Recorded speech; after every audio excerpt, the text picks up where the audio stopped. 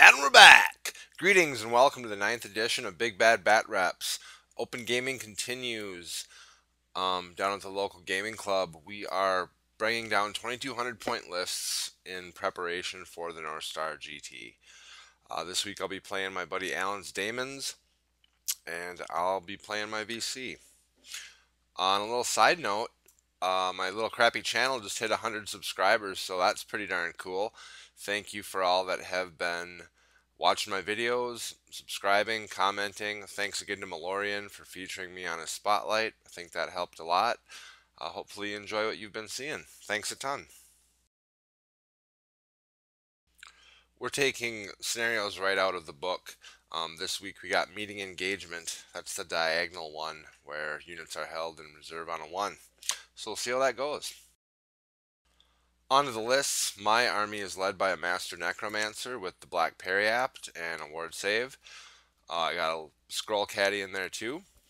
I got 2 mounted White Kings. One's got the Night Shroud and Dragonbane Gem Lance. The other one has the Obsidian Amulet, other Trickster Shard, and Armored Up. I got 40 ghouls, 2 units of zombies with standards, 4 Vargai, 6 Crypt Horrors, 2 units of Fellbats, 2 single Spirit Hosts, I don't know how much they're going to help in this game, and a unit of 5 Blood Knights with the Flag of Blood Keep. Alan's Daemons, he's got a level 3 Keeper with the Lash ASF Multi-Wound 2, 2 Exalted Flamers, 4 units of 10 Pink Horrors, 3 Screamers of Tzeentch, 4 Beasts of Nurgle, 2 single beasts, a Slaanesh Soul Grinder with Baleful Torrent, and a Skull Cannon. He's got Horror Core, and yeah, we'll see how this one goes. Deployment, Alan won the roll-off and had to set up his army first. He had 1 unit of Pink Horrors in reserve.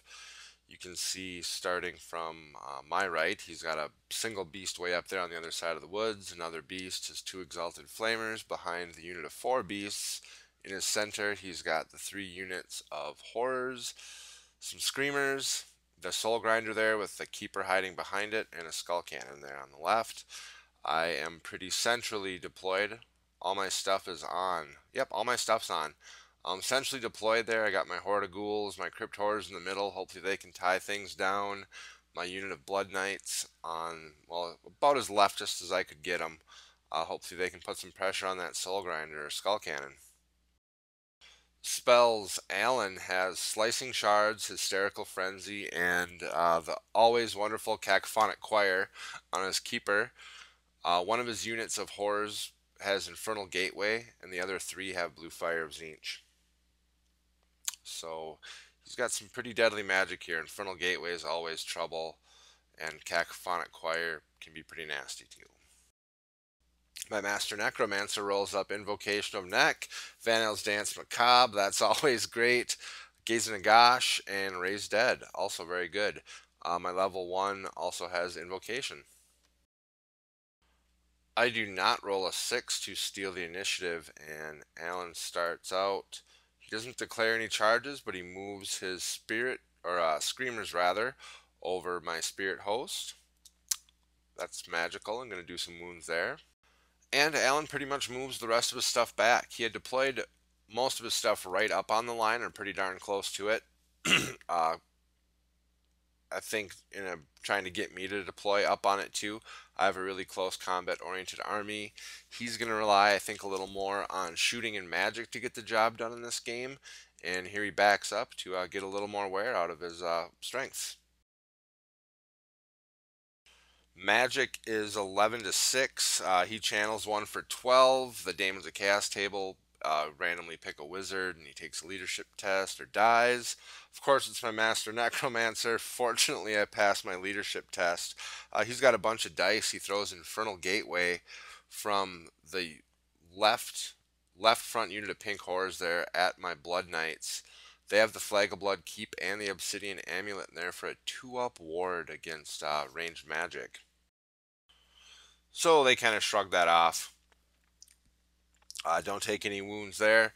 You can see here he moved up his single Beast of Nurgle to get kind of chaffy and spread apart his Exalted Flamers, probably to get some good flame shots on that Horde of Ghouls.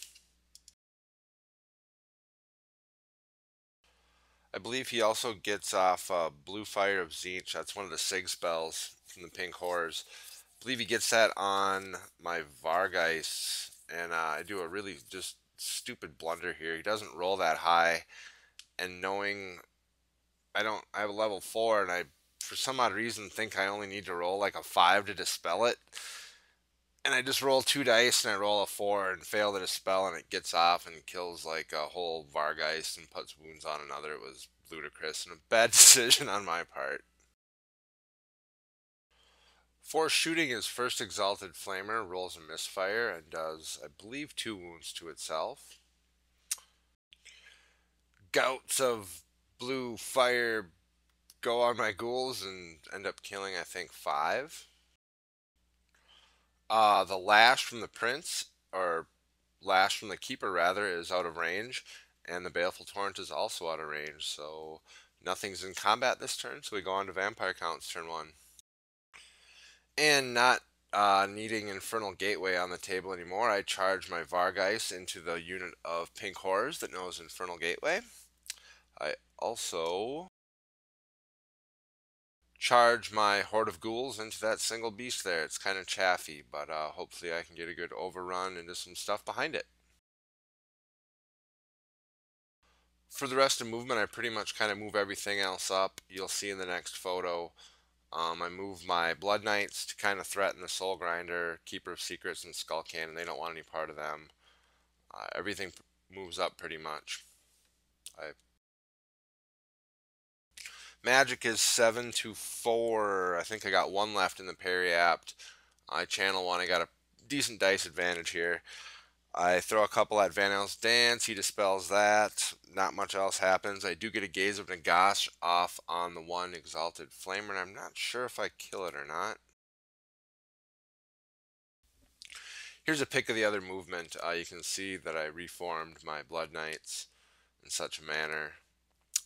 You can see on the top right there those 2 Fellbats I talked about. I don't know why I flew them there. They're out of the charge arc of that beast and the Exalted Flamer. The other bats are chaffing up the unit of 4 beasts there. You can see by that little cottage. But if I beat that single beast and overrun with my ghouls, I'm not going to be able to hit that Exalted Flamer or the Beast of Nurgle. Just a big time blunder on my part. Combat, the Vargeist make short work of the Pink Horror unit. They take no wounds in return from the actual Pink Horrors, but the Blue Horror special rule nicks off a couple. He's wounded on 6s, and he does pretty good. Reviewing my notes here, that Gaze of Nagash did remove that last, the Exalted Flamer that was behind the house, so he's dead. He's dead. Combat with the ghouls and the single beast. I have a couple guys in contact. I'm in Horde, so I got a bunch of attacks with poison. He's marking Nurgle, so I'm only hitting on 5s, but no Van Hell's Dance, no rerolls, and this is what my dice toss looks like.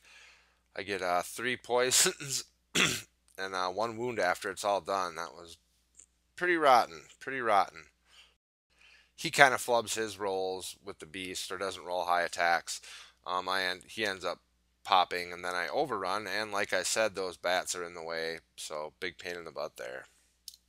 Daemon's turn 2. He charges the Beast of Nurgle into the Fellbats, and charges the Screamers of Tzeentch into my little level 1 Necro zombie bunker there that has had some more zombies made in it from the prior turn.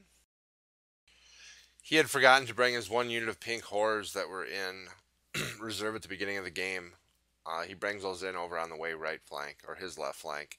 He kind of backs everything up again. The Vargeist overran after destroying the Infernal Gateway horrors into that unit of horrors. Winds of Magic for the Daemons is 5 to 3. After Black Periapt and Channels, we're at 6 to 5. He throws a good chunk of dice at Cacophonic Choir on those Crypt Horrors, and I dispel that. And I don't think much else happens magic-wise. And he moves his Keeper of Secrets in a pretty good position. This is a good move on his part. He has him out of the arc of the Blood Knights. His back is to my lines, so even if I want to charge, it's going to be a rear charge, and I won't be able to get it on that building.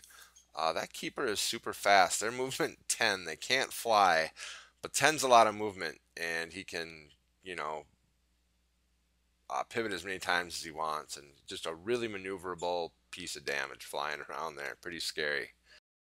Shooting phase, the exalted flamer that misfired last turn misfires again and kills himself. For as much shooting as Alan has in this army, um, it's not doing much thus far. The keeper's been out of range with the lash. The soul grinder's dancing around, and his exalted flamers aren't doing anything. But the skull cannon lets loose its fiery, flaming, demonic, magical cannonball. Rips through my Blood Knight unit there with the 2 White Kings and kills 1 Blood Knight. I fail my Blood Keep save and gets another wound on that Spirit Host to finish it off behind him. Combat, the Beast of Nurgle easily handle those 2 bats and reform like that. Some other movement, he moved his other Beast of Nurgle there to get kind of chaffy and keep my stuff from not reforming, but just moving in an efficient manner. I got myself bottlenecked over there, and it's my own fault, and I'm beating myself up for it. Combat with the Vargeist that overran into the unit of Pink Horrors. I only got 2 guys there now, so that's 8 attacks. I kind of whiff. I kill, I think, 3. A total of 3 with my attacks and stomps. It's not good. His blue horror thing works out pretty good. He gets 3 6s and kills the whole Vargeist. Yippee. Vampire counts turn 2. The Blood Knights weighing their decisions there. He had moved the keeper out of the arc. I can kind of reform and try to look at that stuff, or I can try to get some points. I elect to charge into this skull cannon. If I don't take care of it, it's going to plink away at my stuff and be a general pain in the butt. It's definitely a threat to my crypt horrors and, well, pretty much anything on the table. My hope here is that I can destroy it, run off the table, and hopefully I have enough chaff to deal with what's going on in the middle there that these guys can get back in the action and contribute. And rest of movement, I move my other bats to chaff up the beasts. I reform my ghouls like that. Everything kind of moves. The zombies move up. The crypt horrors move up. I really was thinking hard about what to do here. He's got his keeper by that house. Those horrors and such are up there. That's good points. Looking back at even right after I did it, I can tell that I kind of left my middle vacant there, and I think I might pay for it in future turns. We'll have to see how that pans out. Magic is 9 dice to 6. That's the roll with Black Periapt. It's 11 to 6. So I got a big dice advantage here. I'm going to throw 3 dice at a boosted Van Hels and just kind of tidy this stuff up the best I can. And this is what I roll. So my Master Necro has broken concentration. He can't cast any more spells this turn. I got a level 1 Necro, and I throw a couple dice at Invo, and he dispels it. So that was a crappy magic phase. I don't have any screams or any shooting in this list, so we go on to combat. The only combat is the Vargeist and the blue horrors, or pink horrors rather, and then the Blood Knights.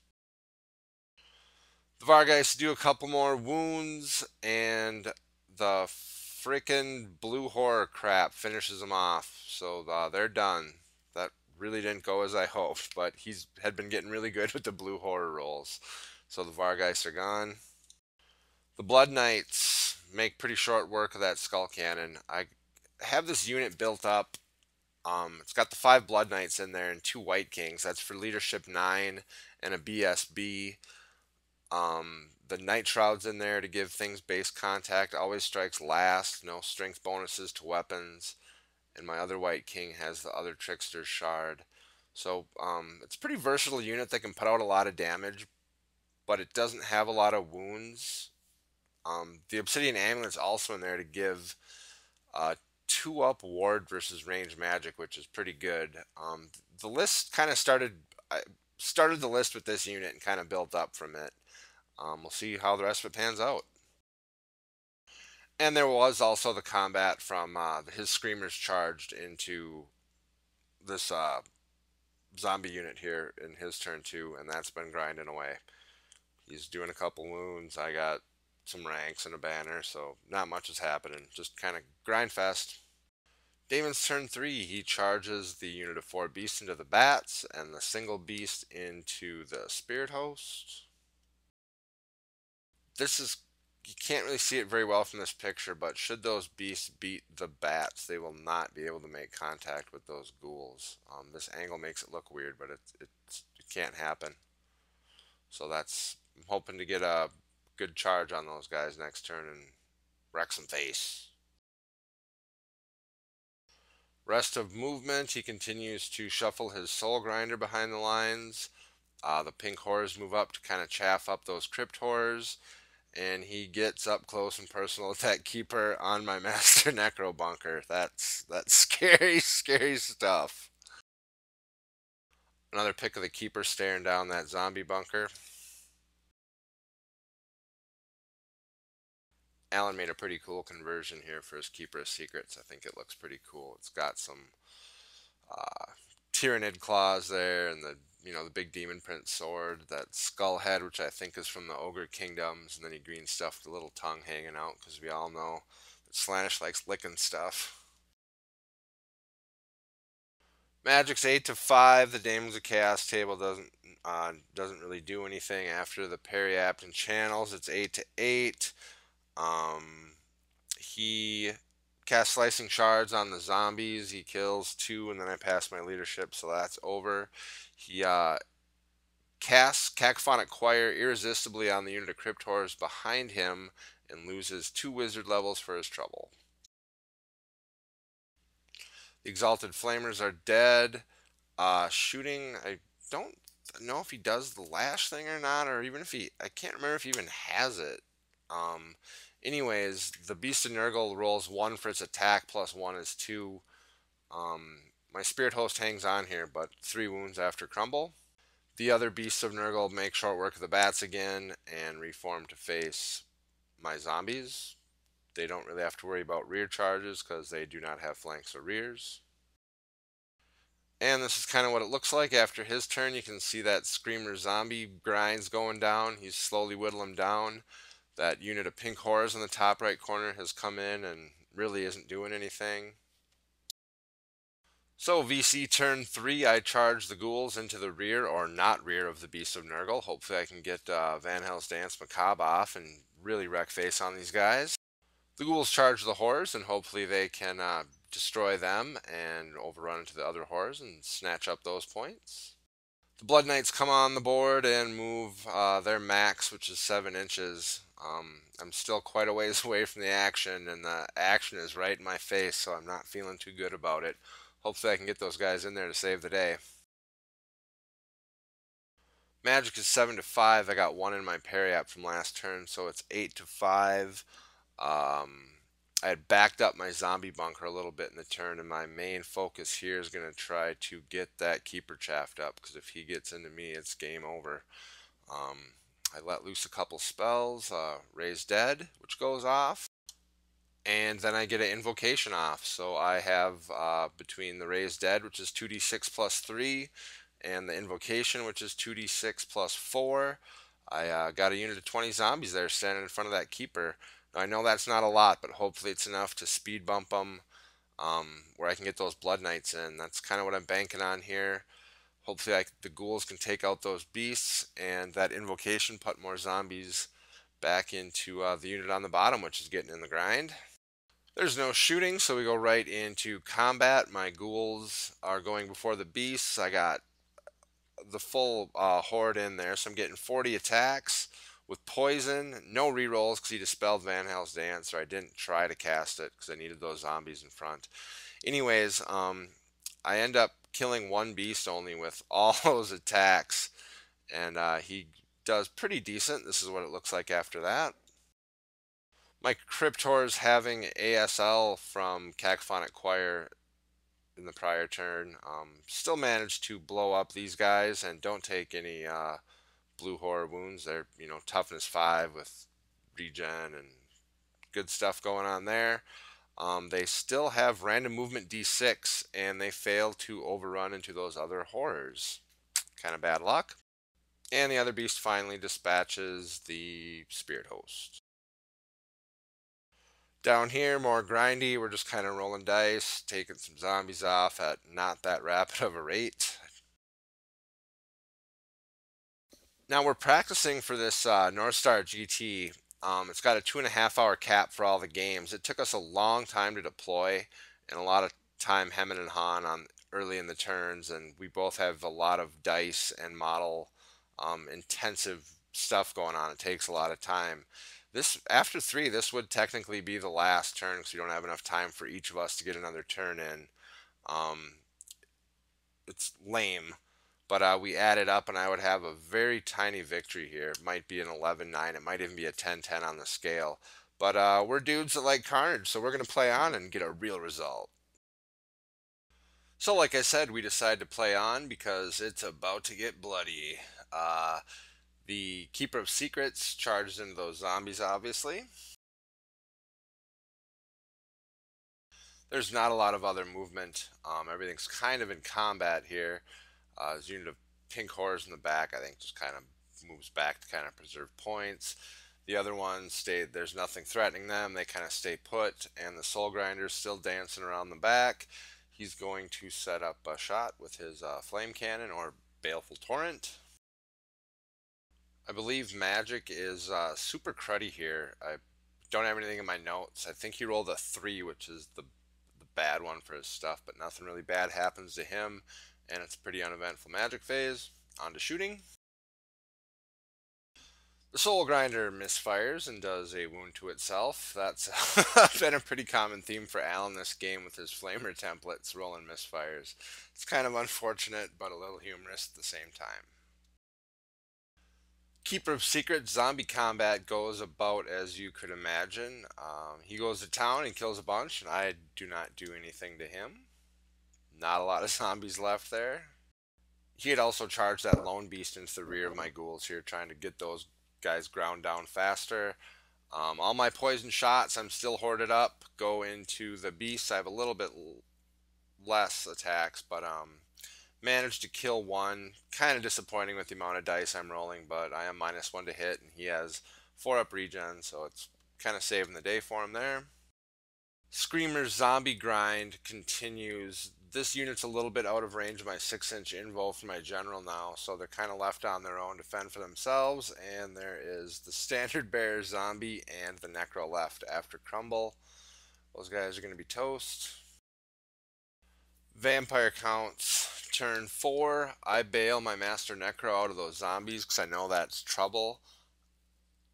I'm hoping to get a Van Hell's Dance or some kind of magical shenanigans here to kind of shield him off from stuff. I'm still really threatened though. There's not a lot of zombies left there for the Keeper. It's going to be his turn next, and the Screamers are also going to be free to roam, so it's looking a little dangerous.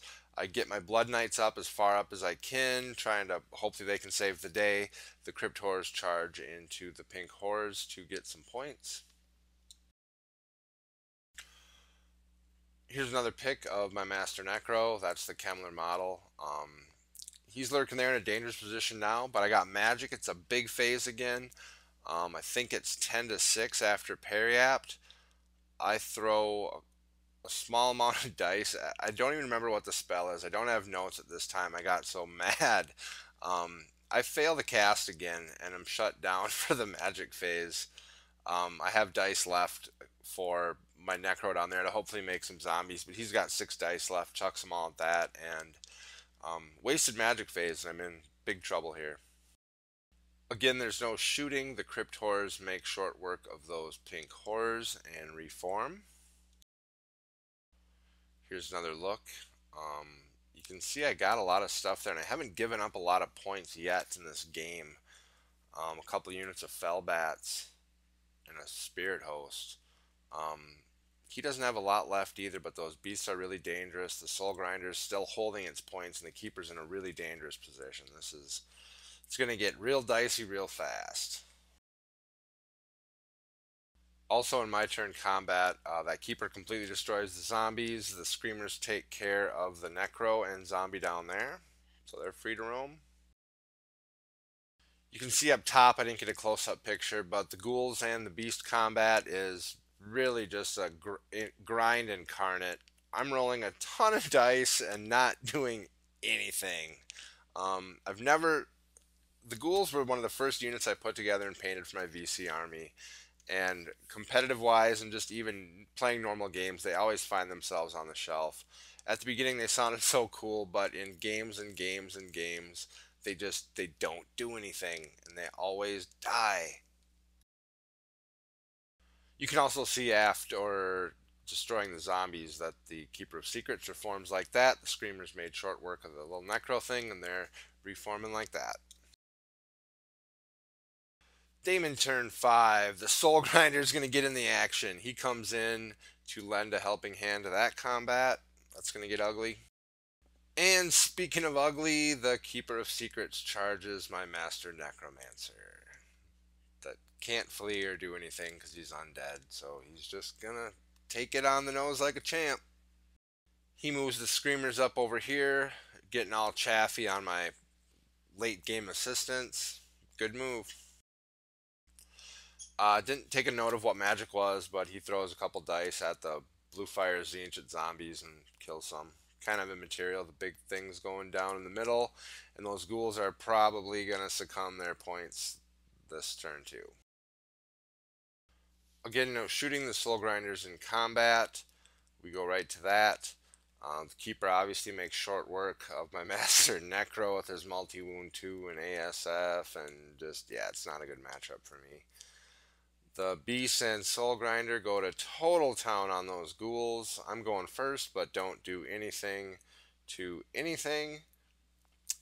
Ghouls are garbage. Absolute rubbish. They're dead. Uh, Shining example of ghouls rubbishness. This is obviously a poor dice roll, but they just don't do it. I don't like them. You'll never see them in one of my lists again. After crumble and stuff, my zombies get destroyed. Not Vargeist. The Blood Knights are immune. The Crypt Horrors take a wound or two. It's pretty much game over at this point. So aftermath is that Keeper overran out of danger of that stuff. The Beast and the Soul Grinder completely destroy the ghouls. My zombies exploded from crumble, and we call it here. There's nothing going on. I have Blood Knights and Crypt Horrors that can dish out pain and do danger, but I'm not going to get his Keeper. He's too fast and will stay out of charge arcs, and the Blood Knights are just too far away to get anything done. After we add it up here, it's going to be a small victory for the Daemons. It was a good comeback. I think I flubbed. Just made some poor decisions with moving stuff here. The Crypt Horrors up too far, abandoning my middle. That's it. Really fun game. Awesome stuff. Not too happy with the list. Thanks for watching, and we'll see you next week.